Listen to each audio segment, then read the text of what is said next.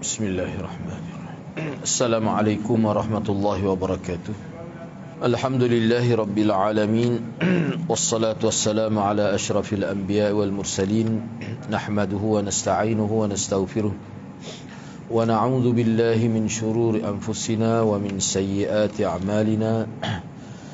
Man yahdihillahu fala mudilla lahu wa man yudlil fala hadiya lahu. Rabbi shrah li sadri wa yassir li amri wahlul 'uqdatam min lisani yafqahu qawli. Amma ba'd. Alhamdulillah, bersyukur kepada Allah Subhanahu wa taala kerana pada malam ni dapat kita bersama. Insya-Allah pada malam ni kita akan sambung perbincangan Sunan Nasa'i bab yang ke-34 Betul bab yang ke-34. Bi ayyi rijlain yadluku busaqah. Kaki manakah yang akan digunakan untuk menggosok ludah? Baik, tajuk ini sebenarnya adalah rentetan kepada hadis yang kita bincang sebelum ini, yang mana sebelum ini telah disebut bagaimana Nabi SAW menyarankan apabila seseorang itu mana dalam keadaan yang kita terdesak lah, berada dalam masjid ketika salat ataupun ketika hendak salat ataupun ketika salat lah, dia nak meludah, adalah terkumpul air liur, kahak dalam mulut, bagaimana yang sepatutnya dilakukan. Jadi Nabi SAW tidak benar kita meludah sama ada ke kanan atau ke hadapan. Tetapi kalau perlu juga, keadaan yang memerlukan, ludahlah di sebelah kiri ataupun ke belakang. Kalau bolehlah. Kalau tidak boleh, maka ludahlah di bawah tapak kaki sebelah kiri. Kemudian gosoklah, kalau bahasa Kelantan, tenyih dengan tumit, supaya kita kata kahak ataupun air ludah itu masuk ke dalam tanah tu. Dan kita sedia maklum bahawa situasi yang disebut oleh Nabi itu sebenarnya dia berkait dengan keadaan tanah tu berpasir. Dia berpasir ya, jadi bolehlah kita buat begitu.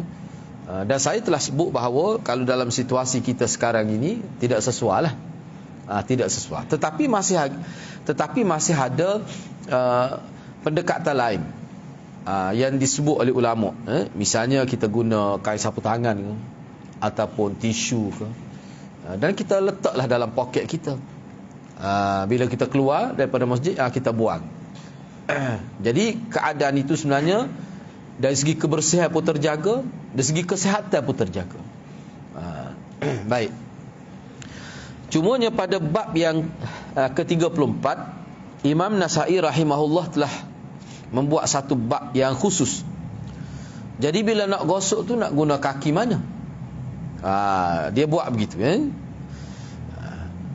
Padahalnya sebelum ni telah disebut kaki kiri lah. Jadi ini style ataupun metod Imam Nasa'i, dia nak mempertegaskan perkara ini. Dan kalau kita perhatikan hadis yang dibawa tu hadis lain, bukan hadis yang sama. Riwayat tu riwayat lain, perawi tu perawi lain. Begitu. Jadi salah satu kaedah Imam Nasa'i ialah untuk menyatakan bahawa mana hadis tu banyak. Hadis tu banyak. Walaupun bicara tentang satu tajuk,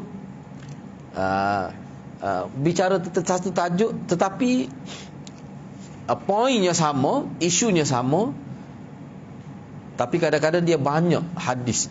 Hadis ini dikira dari sudut sanad itu. Hadis ini dikira dari sudut sanad itu. Kadang-kadang satu hadis matanya sama, tapi turuk ataupun jalur sanad itu sampai 10, itu dikira 10 hadis.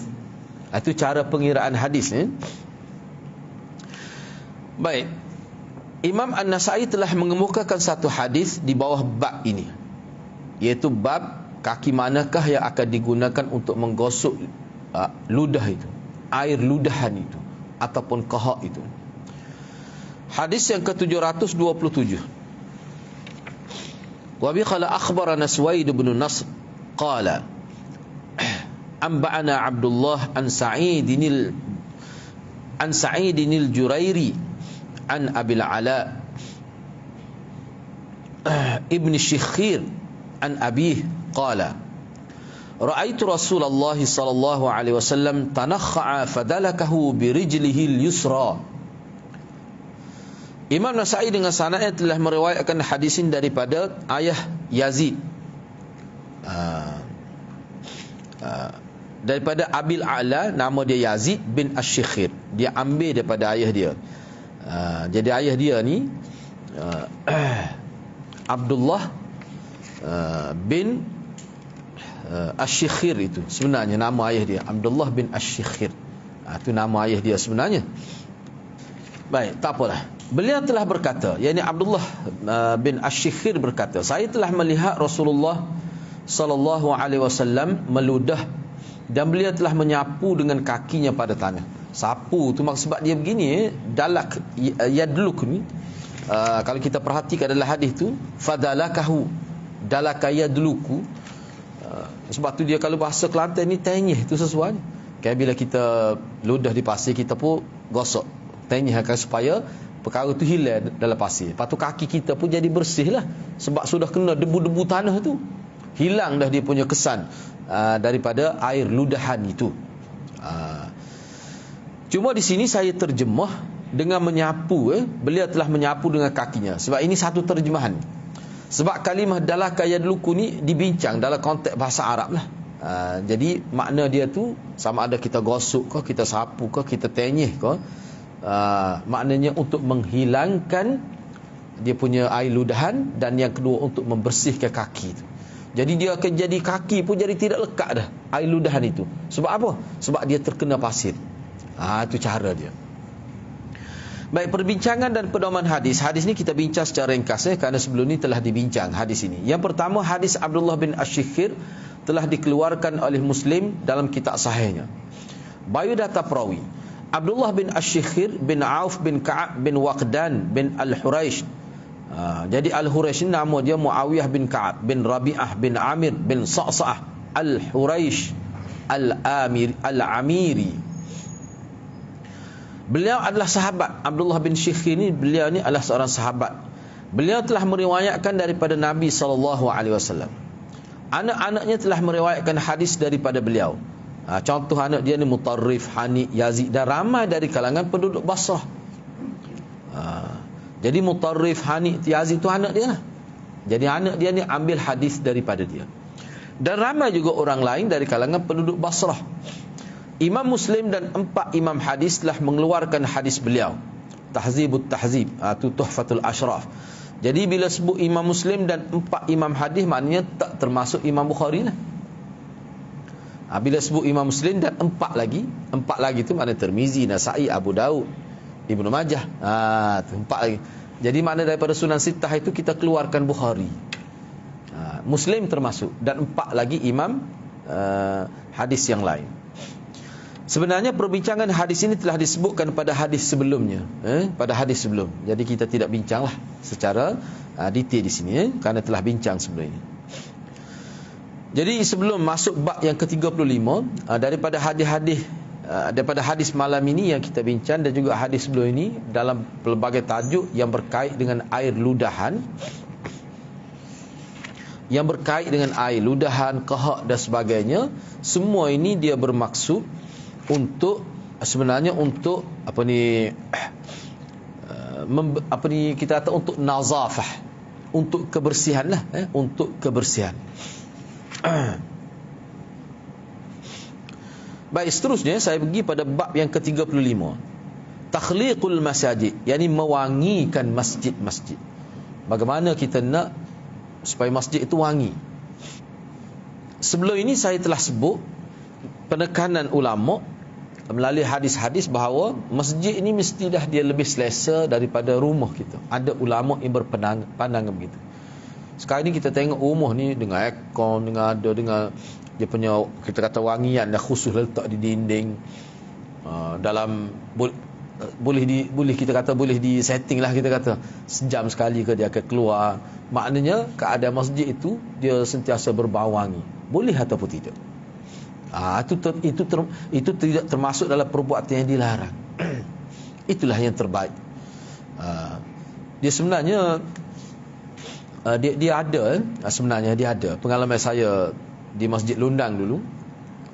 Ni daripada UKM, seorang profesor tu dia buat kajian khusus lah. Maknanya yang sesuai dengan mana kalau kita ni nak solat pun dia tidak terlibat dengan perkara-perkara syubhah lah. Mana kita boleh sembuh ni di celah-celah di tepi-tepi ni supaya tidak ada semut yang bersarang dan sebagainya. Bau wangi tapi semut tu akan dan dia lama tu dia punya kesan bau tu. Bau tu sebenarnya dia bukan sekadar kita kata menghalau serangga, tetapi dia juga sebenarnya dia macam menghilangkan bau hapok dan sebagainya. Itu dia ada begitu. Jadi hal inilah kita nak bincang takhlik ni, istilah takhlik saya terjemah mewangikan. Tu kalau orang Arab dulu, kalau kita baca dalam sejarah, dia ada satu bentuk wangi itu dalam bentuk bukhur ni apa ni? Macam colok lah. Macam colok. Tu. Bau sedap lah. Jadi hak tu dia menyegarkan pernafasan. Itu boleh juga. Tujuannya supaya kita selesa. Itu maksudnya. Imam An-Nasai telah mengemukakan satu hadis di bawah bab ini. Hadis 728. Wa bi qala akhbaran Ishaq bin Ibrahim qala hadatsana A'idh ibnu Habib qala hadatsana Humaid at-Tawil an Anas bin Malik qala ra'a Rasulullah sallallahu alaihi wasallam nukhamatan fi qiblatil masjid faghadiba hatta ihmarra wajhuhu hatta ihmarra. Hamzah alif tu, hamzah tu bagi bawah tu. Hatta jangan dia, kalau kita wasa tu hatta ihmarra. Kalau kita kata hatta ihmarra kena bagi bawah kan. Hatta ihmarra wajhuhu faqamat imra'atun minal ansar fahakkatha wa ja'alat makanaha khaluqa faqala Rasulullah sallallahu alaihi wasallam ma ahsana hadha. Imam Nasai dengan sanadnya telah meriwayatkan hadis ini daripada Anas bin Malik radhiyallahu an, di mana Anas berkata Rasulullah sallallahu alaihi wasallam telah melihat kahak pada dinding kiblat masjid. Baginda sallallahu alaihi wasallam telah marah sehingga ia tampak telah tu berulang dua kali. Jadi baginda sallallahu alaihi wasallam telah marah sehingga ia tampak dengan jelas pada wajahnya. Lalu ada seorang wanita Ansar membuang dengan mengikisnya dan dilumurkan minyak wangi pada tempat berkenaan. Maka baginda bersabda, alangkah eloknya begini. Maknanya kita kata dalam hadis ni, sebelum kita pergi pada perbincangan ringkas itu, dalam hadis ini sebelum ni kita telah jumpa hadis yang menyebutkan bahawa Nabi sendiri yang buang itu. Kita dah jumpa sebelum ni. Ada riwayat kata buang itu bukan dengan tangan, dengan objek yang keras. Ada disebut dengan tongkat, dengan kita kata dahan kayu, macam-macam lah. Tak apalah. Sebab itulah ulama mengatakan makna kis ni mungkin berlaku dalam beberapa kali. Cuma yang ini, riwayat yang ini, yang telah membuang kahak itu ataupun air ludahan yang melekat pada dinding kiblat masjid itu adalah seorang perempuan Ansar. Cuma maklumat tambahan yang terdapat dalam hadis ini, perempuan ini perbuatan dia tu walaupun Nabi tak suruh, diperakui baik. Nabi kata alangkah eloknya. Dia buat macam mana? Dia bersihkan dia punya kesan kahak itu dan dia lumurkan minyak wangi. Kalau kita sekarang spray lah, kita spray minyak wangi. Jadi maknanya kesan daripada yang menjejekkan itu hilang.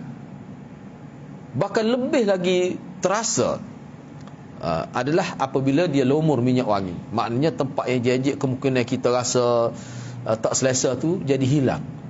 Hilang tu makna pada akal kita pun hilang, pada sangkaan kita pun hilang, pada hidung. Maknanya dia telah memberi satu kesan yang cukup menarik lah kepada ahli Jumaah itu. Sebab tu Nabi kata alangkah eloknya begini, baguslah. Bagus begini. Maknanya dia bukan sekadar buang bahan itu, tapi dia tambah lagi, tambah dari segi keselesaan itu dengan cara melumurkan minyak wangi itu, ya. Cumanya beginilah, di sini saya tidak sebut, kan. Sebelum saya baca tu, dia isu tentang mewangikan masjid ni, kalau dalam saya tengok dalam internet lah, mana profesor-profesor yang dalam bidang hadis, ketika hurah hadis ni, dia kata maksud takhlik ini mana kita gunakan apa saja, tak kira lah dalam bentuk asap ke, dalam bentuk bahan pejal ke, dalam bentuk cecair ke, asalkan dia itu halal dan dia itu berbau wangi. Sebab wangi-wangi ni dia isyarat kepada nazafah juga. Sebab sesuatu yang dikira busuk itu adalah yang lebih bersifat kotor dan najis. Perbincangan dan pedoman hadis. Hadis Anas bin Malik adalah sahih. Yang kedua, mewangikan masjid adalah termasuk amalan yang disyariatkan oleh Nabi SAW. Bau wangi di dalam masjid adalah gambaran suasana yang menunjukkan kepada kebersihan dan ia sangat bertepatan dengan kehendak Islam. Cuba bayangkan isu kapek ni nak. Ini masalah besar dalam masjid. Kapek ni setengah-setengah tu, bila kita nak sujud tu, letak saja dah bau, sakit kepala bau dia tu. Orang Kelantan panggil hapok kau tu. Tak kira lah. Jadi bila kita kapek ni, dia perlu diurus dengan cara yang betul. Kalau tidak dia berbau. Tambah-tambah kalau dia tebal, dia memerangkak dia punya debu, kotoran dan sebagainya. Mana kena urus dengan baik lah. Kalau tidak, dia akan timbul masalah semasa ibadat tu. Dan sebenarnya penekanan ni, bau busuk itu dia isyarat kepada kotor. Jadi kalau kapek tu berbau, dia tidak najis, dia tidak mungkin kerana kesan peluh, kesan kita kata dipijak. Sebab tu setengah-setengah orang tu dia bawa sajadah yang kecil sebelum berlaku Covid lagi. Ada dah yang bawa sejadah khusus. Ada setengah tu yang besar, ada setengah yang kecil, khusus untuk tempat sujud. Sebab apa? Sesuai dengan kita bincang. Sebabnya salat-salat ni kita nak suasana tu, ya, tempat itu dia mesti bersih dan dia menyegarkan kita. Sebab itulah, ingat tak dalam perbincangan awal dulu dalam bab taharah, gosok gigi ni ada juga diistilahkan dengan erti membersihkan ruangan mulut. Tanda ruang mulut yang bersih itu adalah tidak berbau busuk. Sehingga ada ulama mengatakan dalam syarah-syarah baru, kalau seorang itu gosok gigi tiba-tiba berbau lagi mulut, makna tak tercapai maksud gosok gigi itu. Maknanya mungkin ada berlaku kerosakan pada gigi, pada gusi, ataupun mungkin sistem perut dia itu bermasalah, keluar. Jadi maknanya tak selesai juga dengan gosok gigi. Maksud gosok gigi itu apa sebenarnya? Nak membersihkan ruang mulut. Bersih apa kalau berbau busuk? Jadi maknanya kalau sampai tahap itu, dia tidak cukup dah dengan hanya semata-mata gosok gigi. Dia perlu jumpa doktor gigi, perlu jumpa pakar dia untuk dapat sunnah tu. Kalau tidak, tak dapat tu, maknanya gosok gigi tak mencapai kehendak sunnah itu. Tu kena faham. Begitulah dalam kisah ni. Tujuan apa? Sehingga dipuji oleh Nabi bila dia letakkan wangian pada masjid untuk kesegaran, isyarat pada kebersihan. Zahirnya tidak nampak kotor, tiba-tiba bau wangi. Itu yang dikehendaki. Jadi kalau terpaksa beli alat yang mahal pun kena belilah. Kutik derma lah kita kena. Sebab apa? Ni setengah-setengah kapek yang tebal tu kena. Saya pernah ni pengalaman saya. Tebal semua kapek. Seperti di Masjid Madinah, tebal. Ada setengah-setengah masjid. Tapi hilang dah, tak ada sebab dia kena banjir baru ni. Saya pergi lepas tu yang nipis saja. Tidak setebal itu dah. Yang itu mahal lah. Saya pernah memang berbau lah. Kita pun rasa tak selesa. Jadi bila kita buka dia punya, tengok lah, dia punya itu memang penuh pasir, ada kotoran. Itu yang dimaksud. Walaupun tidak najis, tapi kuku mana pun dia akan mengganggu. Sehingga bila kita salat itu, kita rasa nak cepat angkat kepala ketika sujud. Padahal ketika sujud itulah waktu yang paling kita fokus dalam salat. Kerana waktu itulah Nabi sebut yang paling dekat dengan Allah. Tiba-tiba ketika sujud itulah paling tidak selesa. Sebab apa? Faktor kebersihan. Faktor kebersihan. Itu yang dimaksudkan di sini. Padahal kita kata zaman Nabi ni, kira-kiranya kita kata kalau nak jaga kebersihan dengan zaman kita, zaman Nabi lagi susah sebab dia tanah begitu ya. Tapi tetap Nabi jaga sesuai dengan keadaan pada waktu itu. Maknanya kalau kapek ni, dia kena mengambil kira kesesuaian dengan kapek tu. Mana tak boleh dah kita dengan vacuum saja, tak cukup tu. Dia kena ada, kita kata vacuum yang lain, yang sekali dengan kita kata basuh dan sebagainya. Yalah, harga dia tu belas ribu lah. Kalau untuk masjid pun, kalau kita beli tahun 2004, 2015 dulu pun tu 10,000 lebih. Memang bersih. Itu maksud anaknya. Jadi kita kena faham ni, dia panggil fiqhul hadis. Yang Nabi kehendakinya apa? Kebersihan. Jadi kalau kebersihan kapek, penjagaan dia tak sama dengan cara Nabi. Itu maksudnya. Yang ketiga, perempuan boleh berperanan sebagaimana lelaki dalam mengurus masjid. Ni kesimpulan daripada ulama. Mana perempuan boleh terlibat dalam jadi AJK masjid, dan dia boleh urus masjid, tidak jadi masalah. Lepas tu kalau ketika dia mari hit tu macam mana? Kita rujuk pada fiqh lah. Enggak, dia hit ni tidak mari dia tak mari sebulan begitu.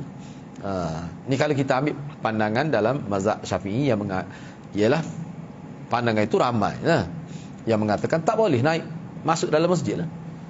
Tapi tetap dia boleh urus. Perlu difikirkanlah macam mana tu. Saya rasa itu bukan perkara yang sukar. Cumanya kalau dia ikut pendapat yang kata maknanya boleh dalam keadaan sekarang, mana kemungkinan kita kata bertitik darah haid itu tidak berlaku, lagi mudah lah. Kukuk mana pun, kalau kita tidak lihat dari sudut pandangan fiqh terhadap haid itu berdasar pada khilaf-khilaf ulama, perempuan itu tetap boleh berperanan dalam mengurus masjid, jadi IJK dan sebagainya, boleh, tidak jadi masalah. Dan kalau kita perhatikan di sini, akan datang kita akan jumpa lagi perempuan berperanan dalam majlis perbandaran Madinah. Kalau kita tengok sekarang ni, tidak terlibat, dia hanya AJK Muslimat untuk program gitu saja. Ni tak ni siapa perekat membersihkan, maknanya perempuan itu boleh. Makna perempuan di zaman Nabi yang kita sebut sebagai sahabiah itu, mereka berperanan. Ni contoh di masjid. Kalau dalam majlis perbandaran Madinah itu terlibat dengan kita kata pegawai jawatan, itu berlaku zaman Nabi. Maknanya Islam itu dia tidak menolak dia punya peranan perempuan itu. Yang kelima, pihak pengurusan masjid mesti berusaha menjadikan masjid sebagai tempat yang paling bersih dan menyenangkan agar ahli jemaah dapat menunaikan ibadat dengan selesa. Itu tujuan Nabi SAW. Yang keenam, masjid bersih dan indah melambangkan penganutnya yang prihatin kepada ajaran agama Islam yang sangat menekankan keterampilan yang sihat dan ceria itu.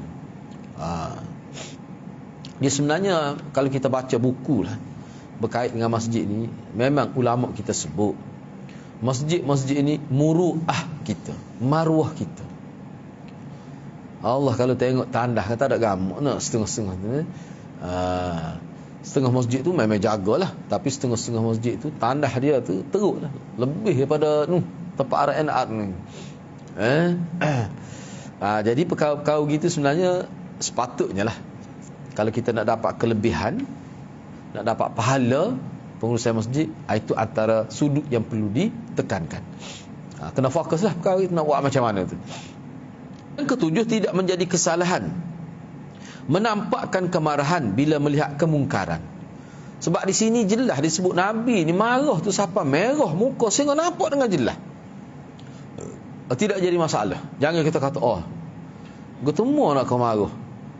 Tidak jadi masalah. Sebab dia sesuatu dengan kemungkaran tu. Isyarat kepada benci dia tu dalam hati tu.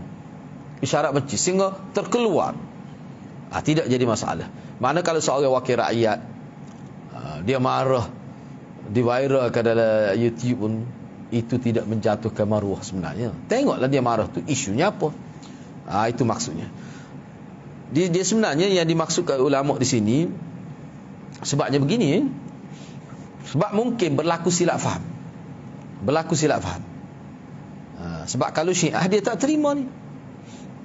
Macam mana Nabi boleh marah itu? Itu sifat mazmumah tu. Tidak. Ini tidak termasuk dalam sifat mazmumah, sifat yang tercela. Padahal marah tu sendiri dalam setengah-setengah riwayat, kalau siapa mereka membuat-buat, ghais dia panggil, bukan ghadab. Ghadab ni marah biasa. Ni ghais. Tu tak boleh. Sehingga terkeluar kata-kata yang kesat, ataupun tindakan itu jadi menyebabkan tidak terkawal, itu yang tidak boleh. Banyak hadis pula sebut kena kawal. Nak kawal macam mana? Ini dia panggil sajidiyah. Sajidiyah mana spontan dan tidak menjejaskan dia punya ketinggian seseorang itu. Itu maksudnya. Sebab kalau Syiah tu dia kata mana mungkin Nabi marah, lepas tu Nabi bercakap kasar, Nabi takut, dia tak terima. Tapi ulama kita terima. Sebab itulah dalam pengamatan ulama kita, kalau kita baca hadis pun kita nampak Nabi ni sebenarnya betul lah dia kata ana basyarum innama ana basyarum mislukum, manusia seperti kamu. Apa yang ada pada kita? Marah, sedih,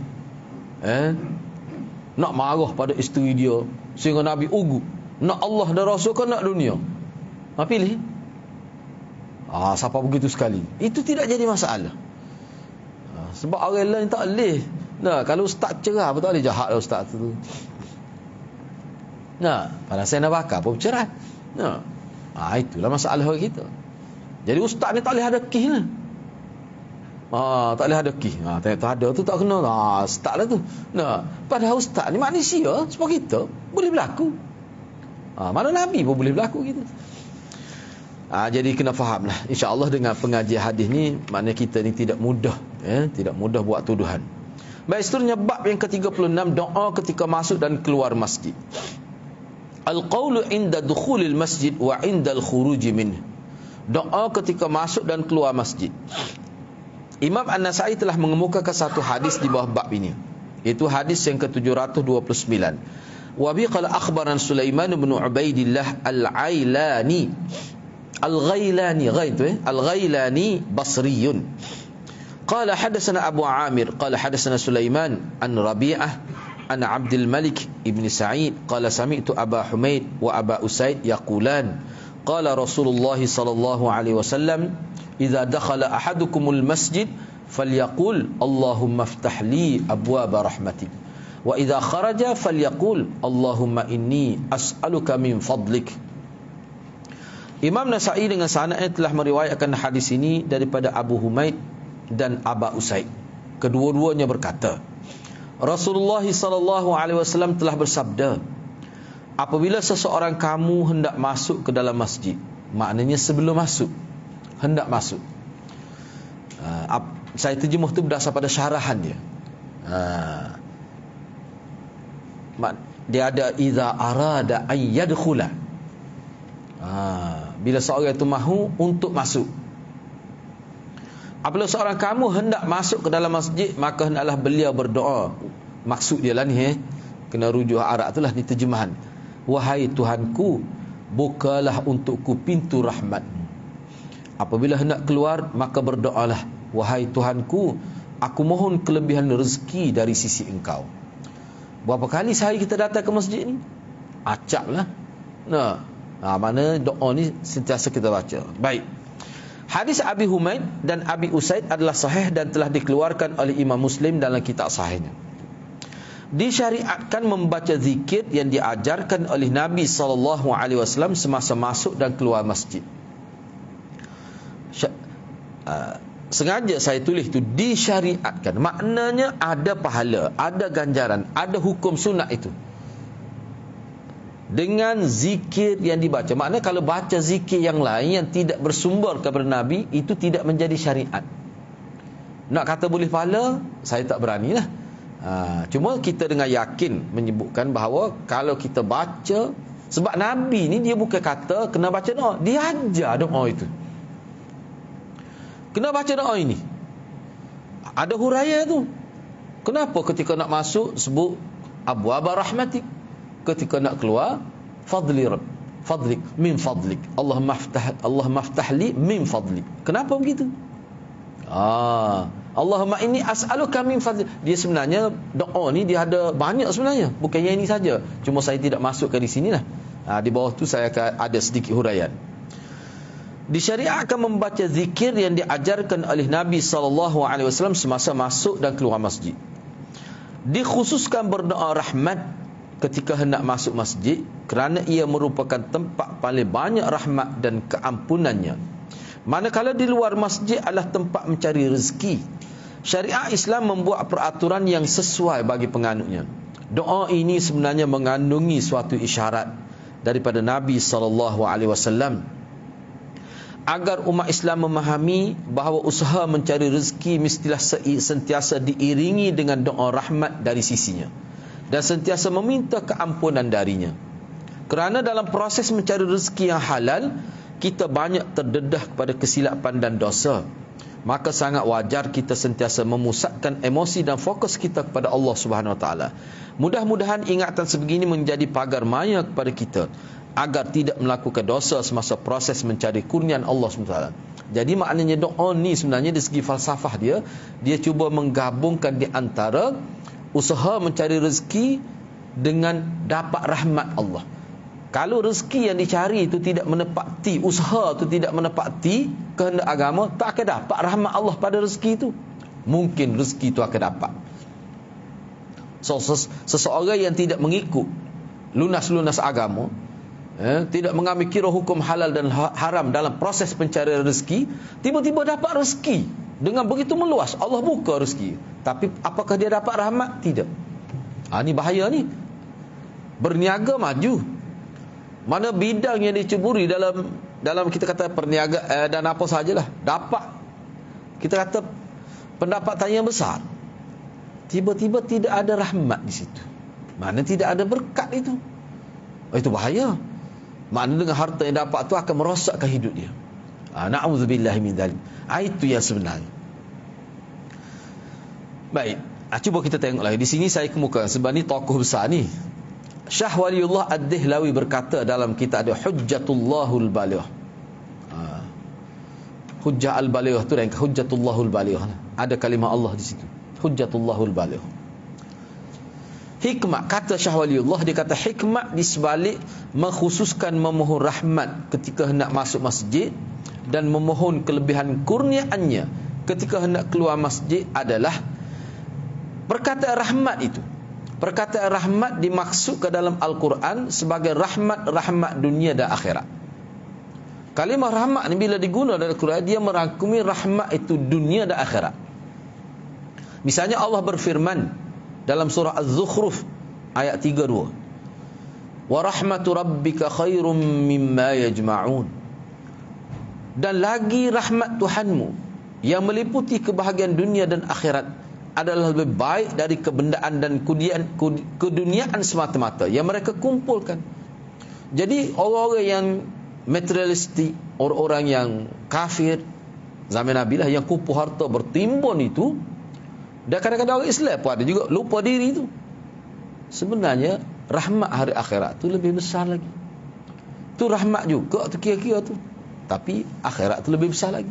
Di sini ada isyarat supaya kita jangan putuskan usaha kita tu, jangan kita putuskan usaha kita, usaha yang kita buat itu daripada mendapat rahmat Allah. Maknanya apa? Perlu fokus kepada hukum halal dan haram itu. Itu maksudnya. Itu. Baik. Manakala perkataan al-fadlu, yakni kurniaan, al-fadlu ni adalah menyentuh nikmat-nikmat di dunia. Allah Subhanahu wa taala berfirman, "Laisa 'alaikum junah an tabtaghu fadlan min rabbikum." Tidak ada dosa bagimu untuk mencari kurniaan. Kurniaan itu tersilat. Kurniaan rezeki hasil perniagaan dari Tuhanmu. Ni suratul Baqarah. Begitu juga dalam suratul Jumu'ah, fa idza qudiyatis salah fantashiru fil ard wabtaghu min fadlillah. Kemudian setelah selesai sembahyang, maka bertebaranlah kamu di muka bumi untuk menjalankan urusan masing-masing, dan carilah apa yang kamu hajati dari limpah kurnia Allah. Sesiapa yang memasuki masjid, maka sebenarnya ni huraianlah dia setakat itu ayat tu, suratul Jumu'ah. Jadi sesiapa yang memasuki masjid, maka sebenarnya dia mencari qurbah pada Allah, dan ketika beliau keluar, maka itu adalah waktu beliau berusaha mencari rezeki. Jadi mana antara dia maksudnya begini, ni. Jadi ramai juga ulama menyebutkan masuk masjid minta rahmat, keluar masjid minta rezeki. Apa maksud? Maksudnya kita nak jadikan Kalau kita masuk masjid, kita minta rahmat Allah, maknanya kita masuk masjid itu kita sedang akan melakukan perbuatan-perbuatan yang merupakan qurbah pada Allah. Qurbah ni apa ni kita kata apa? Mendekatkan diri kepada Allah lah. Baik. Jadi bila keluar daripada masjid, minta kelebihan rezeki Allah. Jadi apa maksud tu? Maksudnya kita kena berusaha supaya mencari rezeki itu juga termasuk dalam qurbah pada Allah. Itu baru dia tansik, baru dia selaras. Kenapa masuk masjid doa berbeza, keluar masjid berbeza? Seolah-olah di sini yang hendak dinyatakan adalah kena bawa semangat qurbah dalam masjid, bawa pergi keluar masjid, barulah selamat seseorang itu. Itu maksudnya. Tak apalah, di sini saya kemukakan okey, seterusnya cuba kita tengok lagi. Okey, tak apa begitulah. Sesetengah riwayat. Dia sebenarnya Ibnu Ruslan pun ada buat ulasan sebenarnya Ibnu Ruslan, tapi lebih kurang samalah. Dia begini, kalau yang Ibnu Ruslan sebut tu dia agak lain lah, cuma saya tidak catat di sini. Yang mana boleh disimpulkan bahawa seseorang bila masuk dalam masjid dia akan doa. Allah dia akan doa, Allahumma ftahli abwaab rahmati. Suruh buka pintu rahmat. Rahmat ni yang dimaksudkan di sini, maksudnya keadaan diri kita sentiasa dilindungi oleh Allah Subhanahu Wa Taala. Dan rahmat itu kita nak supaya dia berkekalan. Bila kita keluar daripada masjid, rahmat itu kita nak berkekalan. Keluar di masjid ni kita nak cari rezeki lah. Semasa cari rezeki, biar juga dilindungi oleh rahmat Allah. Itu sebenarnya kesesuaian ataupun tansik keselarasan antara doa masuk masjid dengan keluar masjid. Rahmat dan kelebihan rezeki itu dia mesti sekali. Kalau terpisah antara rahmat dengan boleh rezeki, dapat rezeki, maka rosak hidup seseorang. Mana rezeki itu tidak menatijahkan kebaikan, mana besarlah dia punya maksud di situ. Baik, seterusnya setengah riwayat ada yang menyebutkan memberi salam kepada Nabi SAW ketika nak masuk dan keluar masjid. Antara riwayat berkenaan adalah, sebab riwayat yang menyebutkan beri salam ni ada riwayat yang tidak sahih, ada riwayat yang dipertikaikan, tapi ada juga riwayat yang ulama terima. Okey, boleh walaupun peringkat hasan. Misalnya ini antara riwayat yang diterima. Sebagai contoh, Abu Hurairah berkata, Rasulullah SAW telah bersabda, apabila seseorang kamu memasuki masjid, hendaklah beliau memberi salam kepada Nabi SAW. Kemudian ucapkanlah doa ini. Maksudnya, wahai Tuhanku, bukalah kepadaku pintu-pintu rahmat engkau. Setelah bagi salam itu, dan apabila beliau hendak keluar, maka berilah salam kepada Nabi SAW dan ucapkanlah doa ini. Maksudnya, wahai Tuhanku, lindungilah aku daripada syaitan yang terkutuk. Ini lain. Tadi Allah as'aluka min fadlik. Allahumma as'aluka min fadlik. Ini lain. Sebenarnya mengikut ulama maksudnya sama. Minta berlindung daripada syaitan untuk cari rezeki Allah ni sama dengan maksud minta supaya Allah beri kurniaan. Jadi kalau rezeki yang tidak menatijahkan kebaikan, dia tak panggil kurniaan itu. Nampak banyak bertimur rezeki boleh, kaya raya, tapi kalau hasilnya tidak baik, perolehan pun daripada cara tidak baik dan hasil pun tidak baik, itu tidak dipanggil fadl, kurniaan. Itu maksudnya. Cuma di sini dalam riwayat ini disebut doa minta berlindung kepada Allah daripada syaitan terkutuk. Baik, Imam Nasa'i telah mengeluarkan hadis ini dalam kitabnya Al-Yaumi wal Lailah, amalan harian dan juga amalan siang dan malam. Ibnu Majah, Ibnu Khuzaimah, Ibnu Hibban dan juga dikeluarkan oleh Al-Hakim. Beliau telah berkata, riwayat ini menepati syarat Bukhari Muslim. Kenyataan beliau telah diperakui oleh Imam Az-Zahabi. Tapi Hakim ni di antara ulama yang bermudah-mudah lah nak buat keputusan begitu tu. Ada yang kata, tak apalah, kukuk mana pun hadis ni sahih. Mana boleh kita bagi salam Allahumma salli ala Muhammad. Kita boleh kata begitu. Bagi salam. Dia banyak lagi riwayat lain ni, cari kemuka ke riwayat yang ulama kata sahih lah. Sebab ada setengah riwayat itu tidak sahih. Tidak sahih itu dari sudut sanad dia. Sebab tu ulama kata kalau kita gabungkan hadis-hadis yang menyebutkan bagi salam ni, mana hadis tu, mana dikira sahih, hadis tu sahih berdasar pada gabungan, sokongan daripada riwayat-riwayat lain. Tak apalah. Tapi yang ini tidak menjadi amalan sangat di kalangan masyarakat kita. Padahal ada. Sebab apa? Sebab riwayat yang tidak sebut salam itu lebih kuat. Riwayat itu tidak dipertikaikan.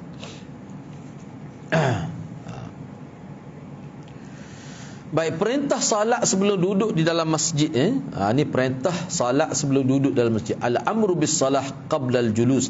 Ini saya ambil saya baca saja. Di perbincangan kita bincang pada minggu hadapan. Di bab yang ke-37 ni, al-amru bis salah qabla al-julus fi. Perintah supaya salat sebelum duduk. Ni isu berkait dengan tahiyatul masjid. Salat tahiyatul masjid.